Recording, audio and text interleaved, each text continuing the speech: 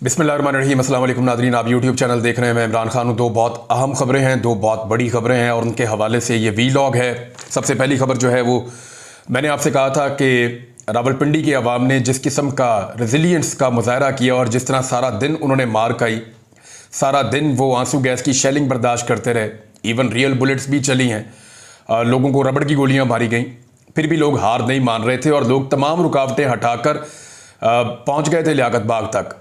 लेकिन अली अमीन गंडापुर साहब का जो बड़ा काफिला आ रहा था खैबर पख्तूनख्वा से, वो मोटरवे से वापस मुड़ गया था जब पाकिस्तान तहरीक इंसाफ की क़यादत ने ये अनाउंसमेंट कर दी कि एहतजाज ख़त्म किया जा रहा है, एहतजाज का वक्त ख़त्म हो गया है।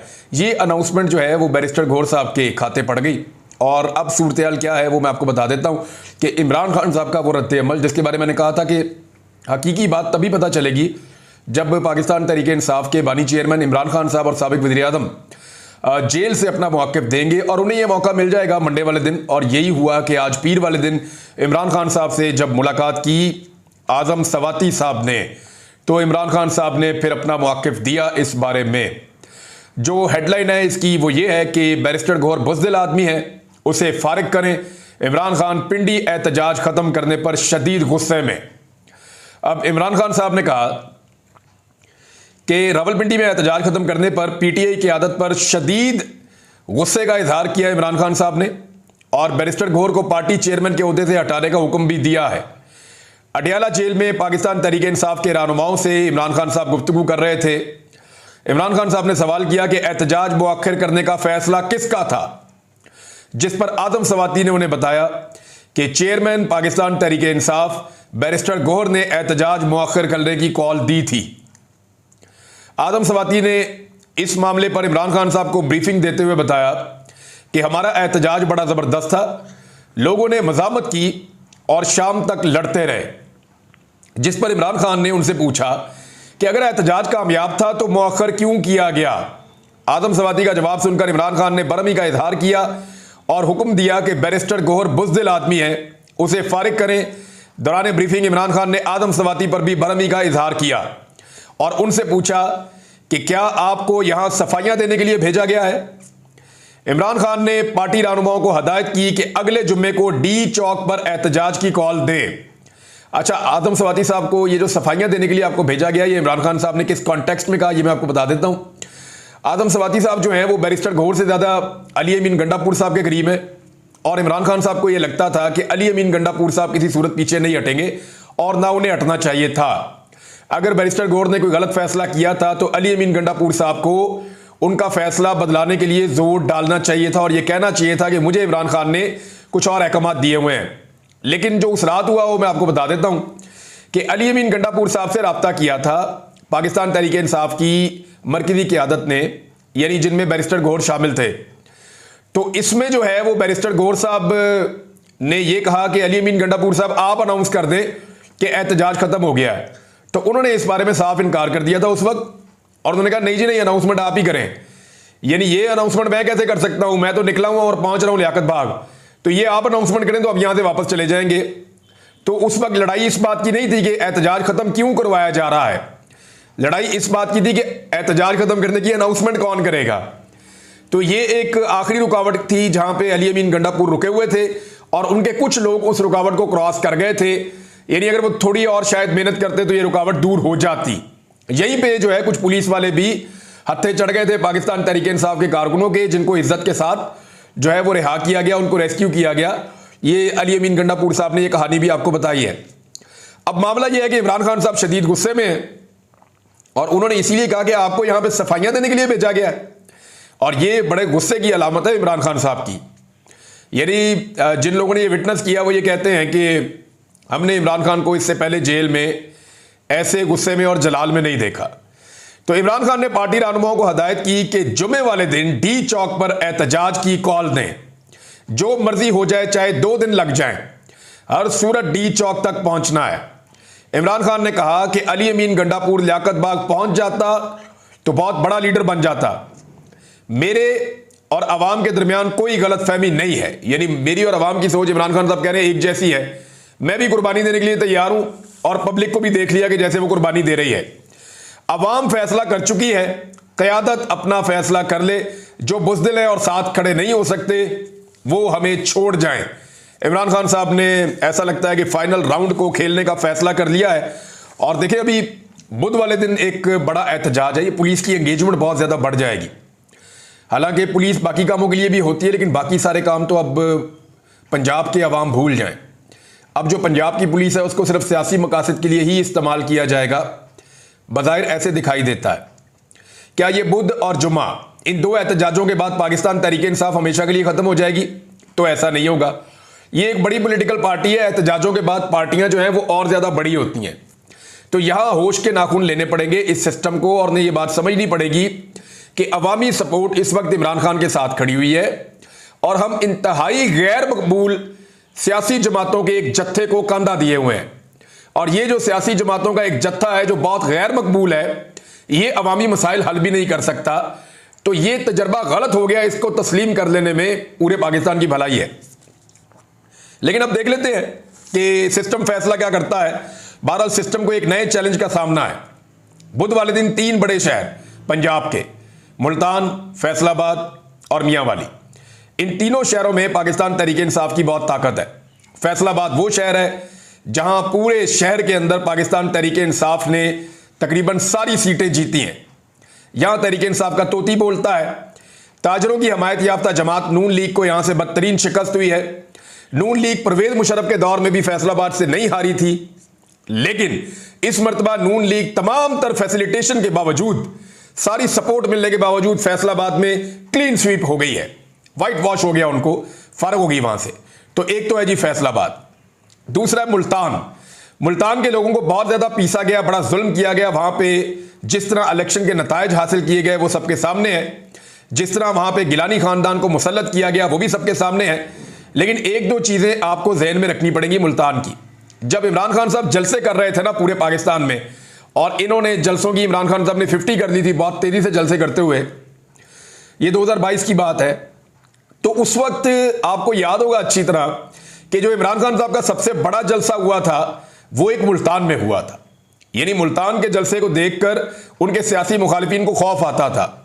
तो मुल्तान भी पाकिस्तान तहरीक-ए-इंसाफ की एक बड़ी ताकत है, और जनूबी पंजाब में तहरीक-ए-इंसाफ का बड़ा जोर है, वहां नून लीग बहुत कमजोर है। तो इस सूरत हाल में दूसरा शहर मुल्तान होना यह भी एक बड़ा अच्छा खासा प्रॉब्लम है। और तीसरा मियांवाली। मियांवाली को आपने अपने जहन में रखना है कि मियांवाली बहुत बड़ी आबादी है वहां पे, और वो सारी आबादी पाकिस्तान तहरीक-ए-इंसाफ की है। तहरीक-ए-इंसाफ को जो सबसे बड़ा मार्जिन मिलता है जीत का वो भी मियांवाली में मिलता है। मियांवाली के लोग कैसे हैं वो भी आप अच्छी तरह जानते हैं। इमरान खान साहब का अपना आबाई इलाका है, वो वहीं पे उनका बचपन गुजरा है, वहीं से वो इलेक्शन लड़ते हैं। पहली मरतबा रुकन असेंबली भी वो वहां से बने थे। हर मरतबा इमरान खान साहब वहां से इलेक्शन जरूर लड़ते हैं, और इस मरतबा भी पाकिस्तान तहरीक-ए-इंसाफ की जो सबसे बड़ी लीड है वो मियांवाली से, इमरान खान साहब के हल्के से है। तो अब इमरान खान साहब जो है वो तीसरा शहर उन्होंने मियांवाली का इंतखाब किया था बुध वाले दिन। अब देखते हैं कि बुध को यहां क्या होता है और जुम्मे को इस्लामाबाद डी चौक में क्या होता है। सिचुएशन बड़ी फंस गई है। दूसरा मामला सुप्रीम कोर्ट ऑफ पाकिस्तान में। मैंने आपसे कहा था कि आज का दिन बहुत इंपॉर्टेंट है। आज जो है वो 30 सितंबर है जिसका सब इंतजार कर रहे थे। आज फैसला होना था कि ये मामला किस तरफ को जाएगा, क्योंकि प्रैक्टिस एंड प्रोसीजर कमेटी जो तरमीमी ऑर्डिनेंस के बाद बनाई गई है, जजेस उस ऑर्डिनेंस को ही गलत करार दे रहे हैं, इस कमेटी की तश्कील को ही गलत करार दे रहे हैं। तो इस कमेटी की तश्कील के नतीजे में बनने वाले बेंच कैसे ठीक हो सकते हैं, यह नुक्ता उठा दिया गया है। काजी फायद ईसा पर उनके बाद आने वाले तीनों सीनियर जजेस ने ऐसा लगता है कि अदम एतमाद का इजहार कर दिया है। जस्टिस मंसूर अली शाह साहब ने कमेटी में बैठने से इनकार कर दिया। जस्टिस मुनीब अख्तर साहब बेंच के अंदर नहीं बैठे, और जस्टिस याया अफरीदी साहब ने भी कमेटी के अंदर बैठने से इनकार कर दिया। अब जो सवालात उठाए गए हैं वो मैं आपको बताता हूं, लेकिन पहले आप डेवलपमेंट देख लें कि कादी फायद ईसा साहब अदालत में आए, 4 जजेस मौजूद थे, जस्टिस मुनीब अख्तर साहब अदालत में नहीं आए, बल्कि उनका एक खत मौजूद है जिस खत में उन्होंने तहफ़्फ़ुज़ात का इजहार किया है। उन्होंने क्या कहा, लेकिन इससे पहले जरा कार्रवाई आप देख लें। वहां पे अली जफर साहब आए, उन्होंने कहा जी फुल कोर्ट बना दें। अब मजे की बात यह है कि 63A वाला जो फैसला है, इससे पहले जब 2 साल पहले आया था तब पूरी की पूरी नून लीग, पूरी की पूरी पीपल्स पार्टी, फजल रहमान साहब की पार्टी, MQM, सारी पाकिस्तान की पॉलिटिकल पार्टीज कहती थी कि फुल कोर्ट बनाएं, फुल कोर्ट बनाओ, बोने जजो फुल कोर्ट बनाओ, उस वक्त ये कहते थे। और सारे सहाफी भी यही कहते थे फुल कोर्ट बनाएं, ये आइन की तशरीह का मामला है, फुल कोर्ट बनाएं, सारे यही कहते थे। लेकिन उस वक्त जस्टिस उमर ता बंदयाल साहब ने फुल कोर्ट नहीं बनाया और पाकिस्तान तहरीक इंसाफ कहती थी ये जो जज बैठे हुए यही ठीक है, फुल कोर्ट बनाने की जरूरत नहीं है। और अब ऐसा वक्त आ गया है कि पाकिस्तान तहरीक इंसाफ फुल कोर्ट का तकाजा कर रही है और वो सारी जमातें जो फुल कोर्ट के लिए जो छलांगे मारती थी, वो सारी जमातें जो कहती थी फुल कोर्ट बनाए, वो अब फुल कोर्ट बनाने से पीछे हट रही हैं। कादी फायद ईसा साहब को भी ये कहा गया कि जी इसमें फुल कोर्ट बनाया जाए, तो उन्होंने कहा इसकी कोई मिसाल, लेकिन ये एक टेक्निकल मामला एक जगह पे आगे फंस गया है और अगर इस केस में फुल कोर्ट नहीं भी बनाया जाता फिर भी फुल कोर्ट इस मामले में तो बनेगा कि प्रैक्टिस एंड प्रोसीजर कमेटी के मामला कैसे चलेंगे, इस पे तो बनना चाहिए। कादी फायद ईसा साहब ने आज से 2 साल पहले जो किया एग्जैक्टली वही कुछ आज भी हो रहा है। यानी अगर आप अप्रैल 2023 की बात कर लें, 1.5 साल पहले की, तो उसमें कादी फायद ईसा साहब ने मिलिट्री कोर्ट वाले एक बेंच में बैठने से इनकार कर दिया था, यह कहते हुए कि जब तक प्रैक्टिस एंड प्रोसीजर कमेटी के हवाले से फैसला नहीं हो जाता मैं किसी भी बेंच की तश्कील को नहीं मानता और मैं बेंच के अंदर नहीं बैठूंगा। तो आपको याद होगा कि कादी साहब ने अपने आप को बेंच में से अलग कर लिया था।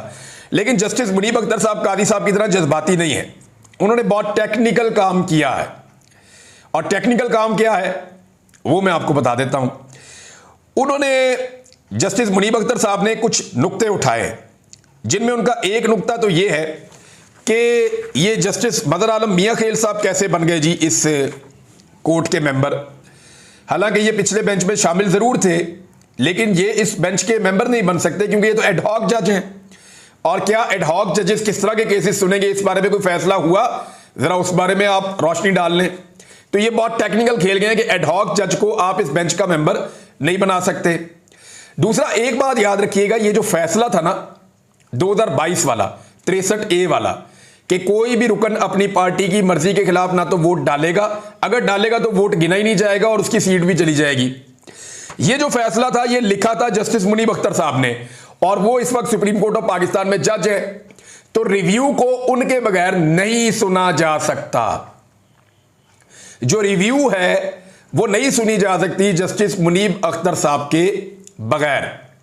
उसकी वजह यह है कि उन्होंने तो फैसला लिखा था, दूसरा वो इस बेंच का हिस्सा भी है, तीसरा ये याद रखिएगा कि जस्टिस मुनीब अख्तर साहब ने रिफ्यूजल नहीं दिया, वो बेंच में बैठने से इनकार नहीं कर रहे, लेकिन वो बेंच में इसलिए नहीं बैठ रहे कि उनका यह मानना है कि यह बेंच की तश्कील गलत तरीके से हुई है।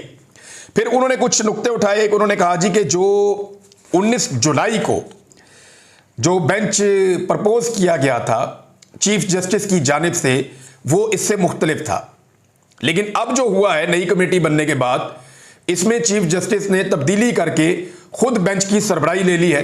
यह भी नुक्ता उन्होंने उठाया कि जनाब अब आप आकर क्यों बैठ गए हैं, 63A वाले बेंच की तश्कील पहले मुख्तलिफ थी अब कुछ और है, तो ऐसा क्यों है। एक और चीज जो उन्होंने उठाई, उन्होंने कहा जी कि ये जो बेंच बना है जिस तरीके से, इस कमेटी जो प्रैक्टिस एंड प्रोसीजर कमेटी, उसमें 3 जज होते हैं, ये याद रखिएगा आप। अब मैं आपको कानून का एक सिंपल तरीका बता देता हूं। 3 जजेस वहां बैठते हैं और 3 जजेस मिलकर फैसला करते हैं कि कौन सा बेंच कैसे बनाना है। और जब इन्होंने कहा ना जी हम तरमीम करने जा रहे हैं, तो इसकी वजह यह बताई गई कि एक आधा जज अगर कभी मिसिंग हो जाए तो चीफ जस्टिस का यह इख्तियार होना चाहिए कि वो अपनी मर्जी का एक और जज ला के लगा दे। शुरू में जो वजह बता रहे थे वो ये थी, इनके सारे जो जितने भी लोग हैं इनके, वो सारे यही कह रहे थे कि जनाब इसलिए कि कोई जज इधर उधर हो जाता है तो चीफ जस्टिस एक जज को बुला सकते हैं। तो 2 रुकन तो हो गए फिक्स। अब मामला यह था कि यही बात उठाई कि जनाब 3 जजेस ने बैठ के एक चीज का फैसला करना है, आप 2 जजेस बैठकर कैसे फैसला कर सकते हैं, जबकि मंसूर अली शाह साहब एतराज करके अपने आप को उसमें से हटाकर बाहर निकाल गए हैं। तो 3 जजेस का फैसला 2 जजेस कैसे कर सकते हैं, 3 जजेस ने जो बेंच बनाना था वो 2 जजेस कैसे बना सकते हैं।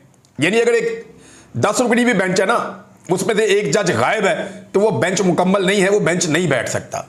तो ये एक और टेक्निकल चीज है।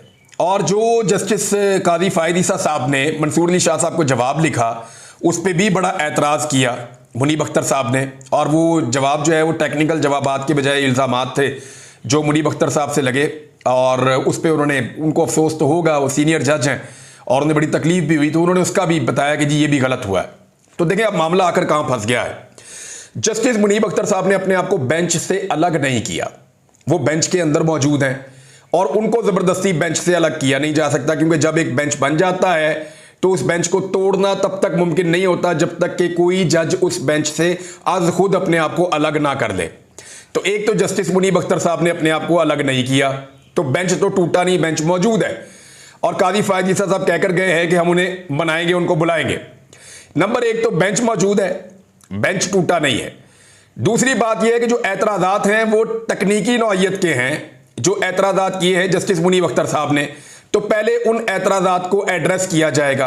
उनको एड्रेस करने का तरीका यह है कि आप चैम्बर में कर सकते हैं, जजेस इकट्ठे बैठकर कर सकते हैं, लेकिन ये जब भी तय होगा ये फुल कोर्ट के अंदर तय होगा। तमाम जजेस बैठकर फैसला करेंगे कि ये जो एतराज़ात उठाए गए हैं जस्टिस मंसूर अली शाह साहब की जानिब से, जस्टिस मुनीब अख्तर साहब की जानिब से और जस्टिस याहिया अफरीदी साहब ने उस कमेटी का हिस्सा बनने से जो माजरत की है, तो ये जो एतराज़ात इकट्ठे हो गए हैं इसको फुल कोर्ट बैठकर डिसाइड करेगा।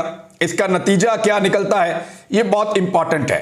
तो काजी फायद ईसा साहब के लिए मुश्किलात तो है, लेकिन वो बहुत जल्दी में लग रहे थे और ऐसा लग रहा था कि जो केस पिछले 2.25 साल से पेंडिंग पड़ा हुआ है, 2.25 साल हो गए ऑलमोस्ट, तकरीबन 25-26 महीने हो गए हैं, जो केस पिछले 26 महीने से पेंडिंग पड़ा हुआ है, 26-27 महीने हो गए बल्कि, जो केस पेंडिंग पड़ा हुआ है जिसको नहीं सुना जा रहा, आज ऐसा लगता था कि काजी साहब को इतनी जल्दी है कि फौरी तौर पे इसको सुन लिया जाए और अदालत का माहौल भी यही बता रहा था, लेकिन ऐसा इतनी जल्दी होगा नहीं।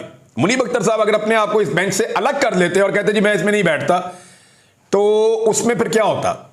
उसमें यह होता कि ये फौरी तौर पे प्रैक्टिस एंड प्रोसीजर कमेटी दोबारा बैठती और एक नया बेंच बनाकर काजी साहब इसको सुन लेते, लेकिन उन्होंने बेंच टूटने भी नहीं दिया और बेंच पे तहफुजात भी किए और तहफुजात को दूर करने का तरीका भी बताया और वो तहफुजात दूर हो सकते हैं फुल कोर्ट के अंदर ही। बहरहाल अब देखते हैं काजी साहब इसके अंदर से कैसे निकलते हैं या क्या तरीकाकार करते हैं। ये थी अब तक की डेवलपमेंट्स। अब तक के लिए इतना ही। अपना ख्याल रखिएगा, अपने चैनल का भी। अल्लाह हाफ़िज़।